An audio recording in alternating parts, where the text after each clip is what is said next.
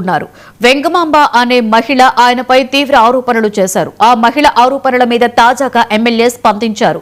వెంగమాంబ చేసిన ఆరోపణలన్నీ అవాస్తవమని స్పష్టం చేశారు. శాంతి భద్రతలకు విఘాతం కలిగించేందుకు ఇది వైసీపీ పన్నిన కుట్ర అని మండిపడ్డారు. ఆమెతో కొందరు కావాలనే ఆరోపణలు చేయిస్తున్నారని చెప్పారు. భయం లేదు, రాజకీయాల్లో నిజాయితీ నిబద్ధత వాటి విశ్వసనీయత కోసం వచ్చిన వాళ్ళం.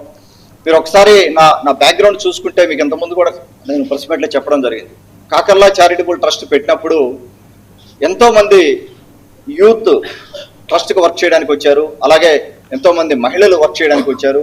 ఉదయగిరి నియోజకవర్గంలో పూర్తిగా సర్వే చేసుకొని ఎక్కడెక్కడ ఏ సమస్యలు ఉన్నాయో పూర్తిగా అర్థం చేసుకున్న తర్వాత నేను ట్రస్ట్ పెట్టడం జరిగింది. ట్రస్ట్ అయిన తర్వాత టికెట్ వచ్చి ఎలక్షన్కి వెళ్ళడం. ఎలక్షన్కి వెళ్ళినప్పుడు దగ్గర నాకు గుర్తుంటుంది 70 నుంచి 80 మంది దాకా మహిళలు క్యాంపెయిన్లో పనిచేశారు.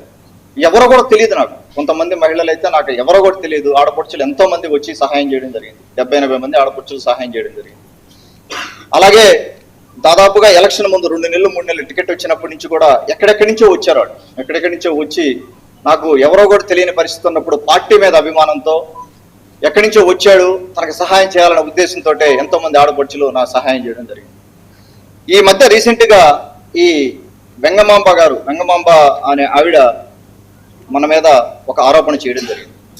నేను ఆవిడ గురించి ఒక్కసారి 2 నిమిషాలు అసలు ఏం జరిగింది అనేది. ఆవిడ ఎలక్షన్లు అయిపోయిన తర్వాత ఆగస్టులో ఎలక్షన్లు జూన్లో ఎలక్షన్స్ అయిపోయినాయి.